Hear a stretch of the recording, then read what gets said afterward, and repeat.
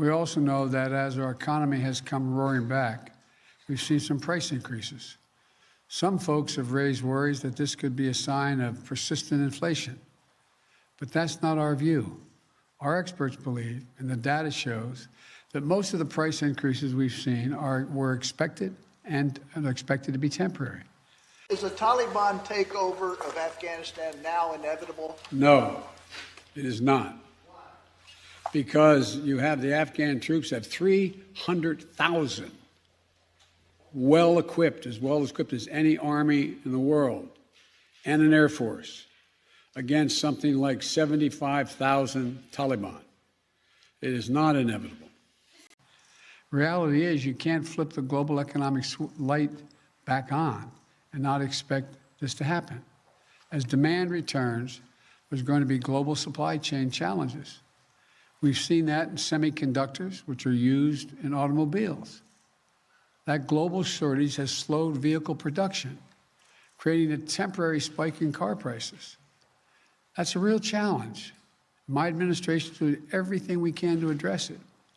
But again, these disruptions are temporary. The intelligence community has assessed that the Afghan government will likely collapse. That is not true. Can you please clarify what they have told you about whether that will happen or not? That is not true. They did not reach that conclusion. So what is the level of confidence that they have that it will not collapse? The Afghan government and leadership has to come together.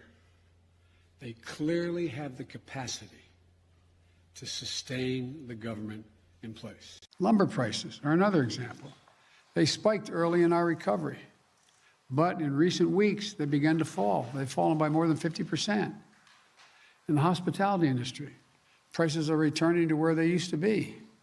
Economists call all these things transitory effects, and they account for about 60% of the price increases we've seen over the last few months. I want to be clear.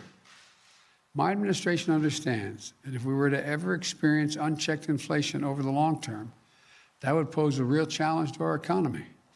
So while we're confident that isn't what we're seeing today, we're going to remain vigilant about any response that is needed.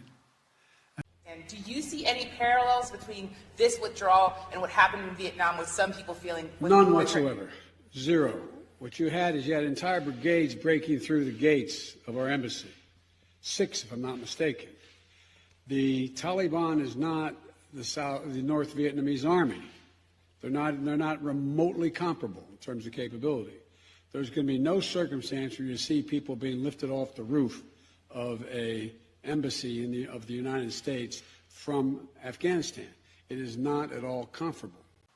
As I made clear to Chairman Powell of the Federal Reserve when we met recently, the Fed is independent. It should take whatever steps it deems necessary to support a strong, durable economic recovery.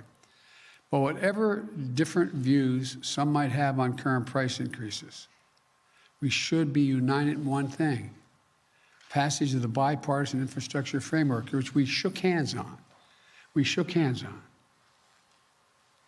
And my Build Back Better plan will be a force for achieving lower prices for Americans looking ahead.